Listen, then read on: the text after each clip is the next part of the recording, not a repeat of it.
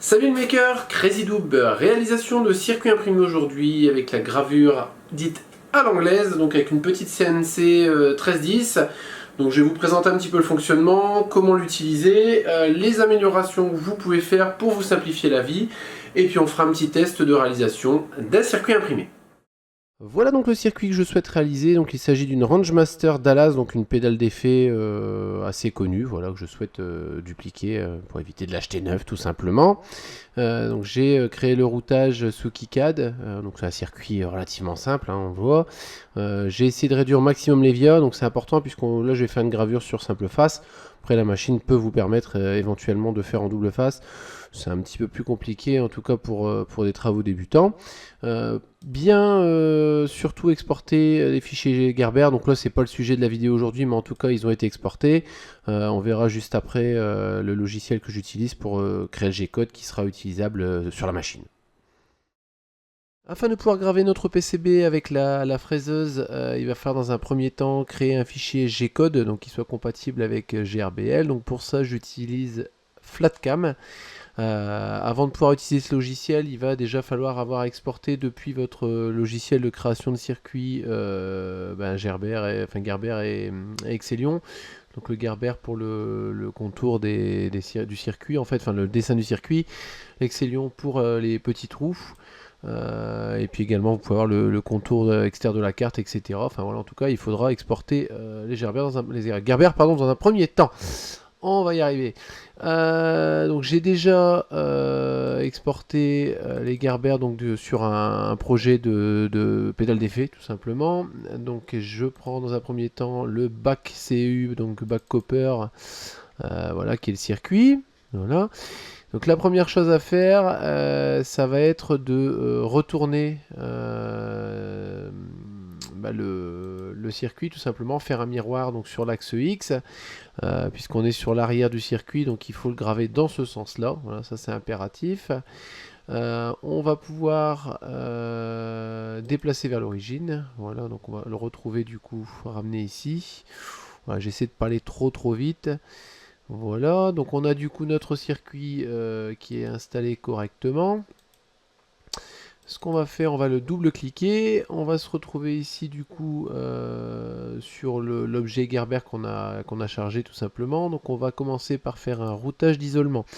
C'est-à-dire qu'on va définir avec le logiciel comment détourer le circuit tout simplement. Donc on a un outil, on va dire, qui fera 0,3 par exemple. Hop, non, pas 1, donc 0,3. Après on peut faire un optimal. L'optimal, il faut... en fait, il va définir en fonction de la largeur des traces le diamètre idéal de l'outil. Donc si vous avez une fraise de 0,8, c'est parfait.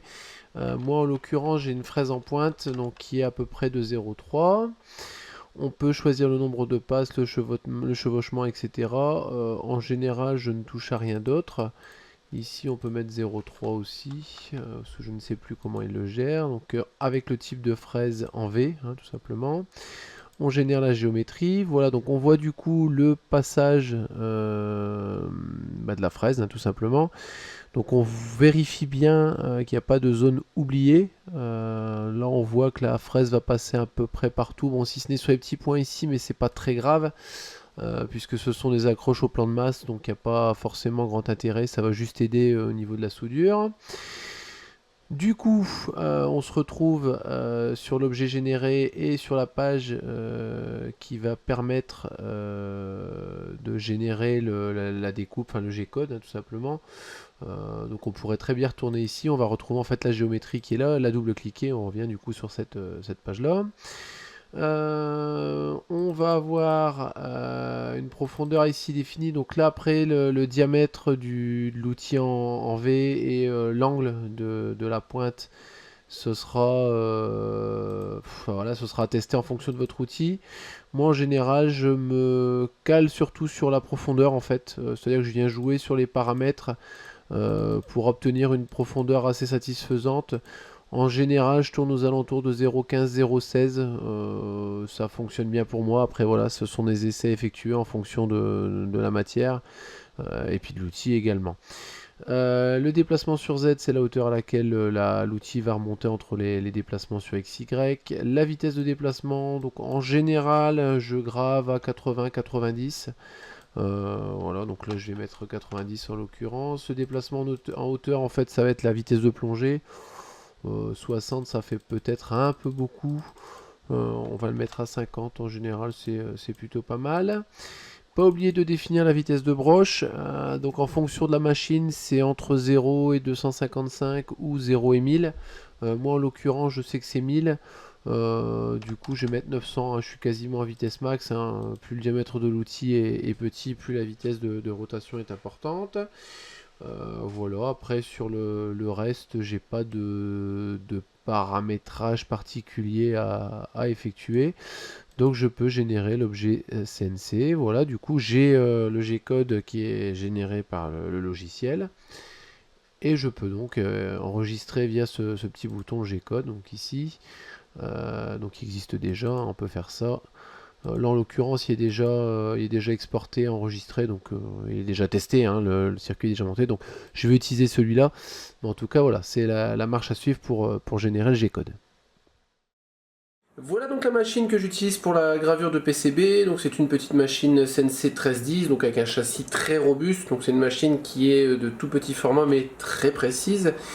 Donc elle a déjà été pas mal modifiée par rapport au moment où je l'ai eu, voilà on va dire. Donc de base on a des espèces de petites brides métalliques qui arrivent, voilà, qui prennent le circuit sur le côté.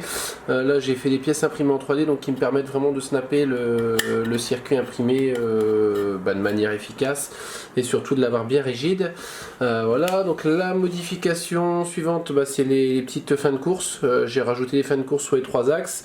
Donc pour la modification en fait c'était juste des petits micro switch donc on aperçoit donc avec ou sans galet hein, selon l'encombrement, enfin la place que j'avais, que j'ai raccordé directement en fait sur la carte mère. Hein, les petites sorties, enfin les petites entrées sont déjà en place sur la carte mère donc c'est très facile. On fait le raccordement et puis on vient mettre une petite fiche JSTXH ici. La petite modification suivante également c'est l'ajout de cette petite prise. Donc en fait cette prise voilà, hop, on raccorde ça dessus. Donc les petites pinces croco, c'est en gros un Z-Probe, donc vous allez voir en fait la machine est capable de faire sa mise à niveau de l'outil par rapport à la plaque directement. Donc en utilisant cette sonde là, donc c'est une entrée pareille hein, qui est sur la carte mère, donc voilà le raccordement se fait vraiment très facilement également. A savoir que la machine m'avait été livrée également avec une tête laser en plus, donc avec les câbles, la tête laser et les lunettes. Voilà, la tête laser elle n'a jamais été déballée. Il s'agit en fait d'une 0,5 watts, donc une 500 milliwatts. On ne peut pas faire grand chose avec la tête laser. C'est pas mal pour faire des petites gravures assez simples, mais voilà, pas plus. Donc moi personnellement j'en ai pas eu d'utilité jusqu'à présent. Voilà donc le logiciel que j'utilise pour graver les PCB, il s'agit de Candle. Donc pourquoi un changement de logiciel par rapport à tous mes autres projets, logiciel de prédilection étant Universal G-Code Sender. Tout simplement parce que Candle prend en charge très facilement le probe sur Z, ainsi que le palpage surfacique. Donc je vous montrerai après à quoi ça sert, hein, parce que là c'est un peu du chinois pour vous si vous ne connaissez pas le logiciel.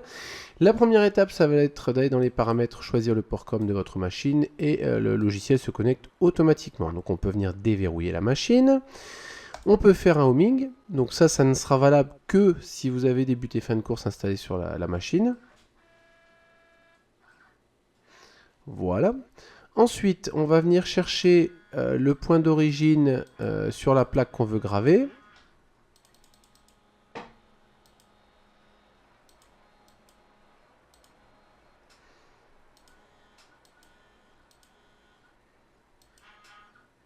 Voilà, donc là sur X et Y, je suis bon.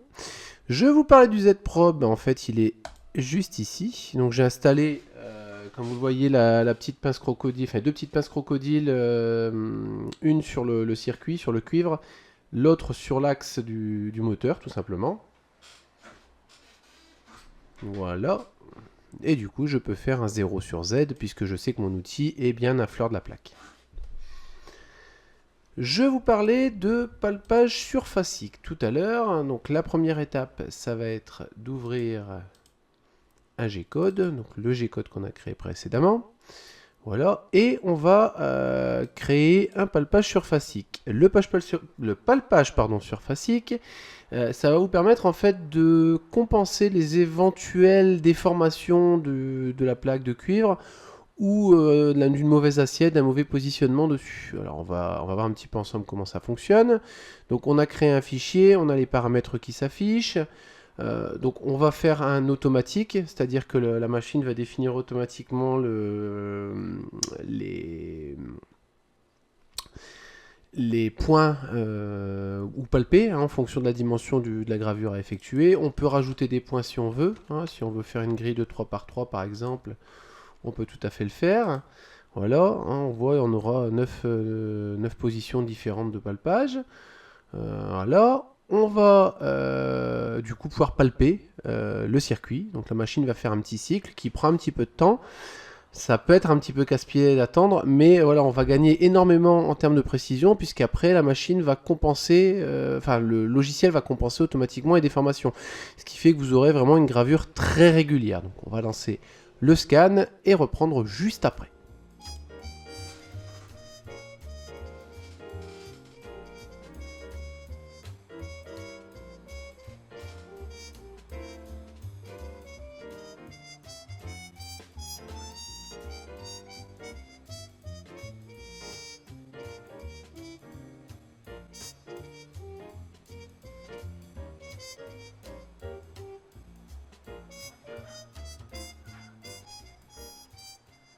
Une fois le palpage terminé, on va pouvoir lancer notre programme. Donc on réappuie sur paramètres de palpage pour réafficher la liste des commandes. En fait, le programme qui s'affiche juste ici. On peut faire une simulation si on veut. Pas grand intérêt pour moi. On va dans un premier temps lubrifier un petit peu la plaque. Et puis ensuite, on pourra lancer le programme.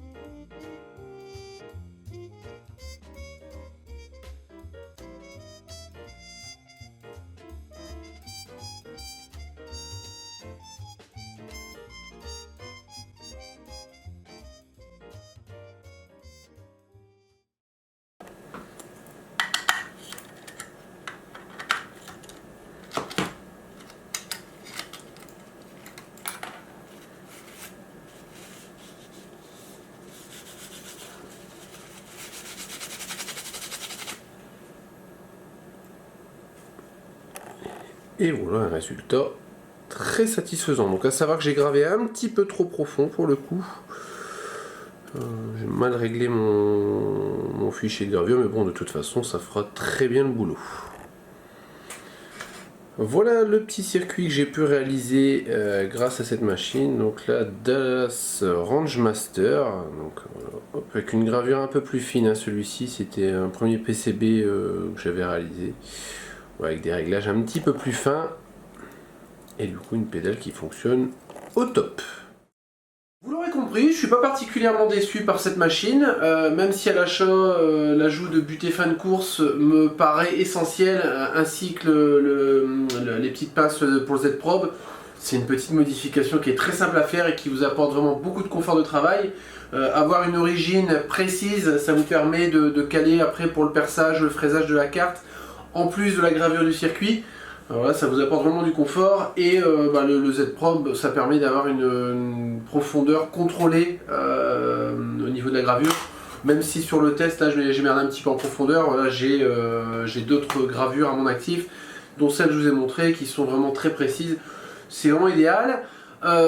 Concernant le coût de la machine, là ça va coincer un petit peu quand même. Je trouve, là après c'est très personnel, que le rapport qualité-prix n'est pas vraiment très bon. La machine fonctionne bien, c'est un bon produit, clairement il n'y a pas de déception à avoir. Par contre, le prix, je le trouve quand même relativement élevé pour ce que c'est. Voilà. Après, voilà, n'hésitez pas à fureter un peu sur le net pour trouver des codes promo ou autres. Voilà, des petites promotions. On en voit de temps en temps et ça permettra, à mon avis, de toucher la machine à un tarif beaucoup plus attractif. En tout cas, voilà. Pour la machine, purement et simplement, on est sur une machine qui fonctionne très bien et qui fait bien le job. J'en suis plutôt content. Voilà, si vous avez des questions, des commentaires, ça se passe comme d'habitude juste en dessous de la vidéo. Likez, partagez, parlez de nous autour de vous, allez faire un petit tour sur les réseaux sociaux. Et je vous dis à bientôt pour de nouvelles vidéos.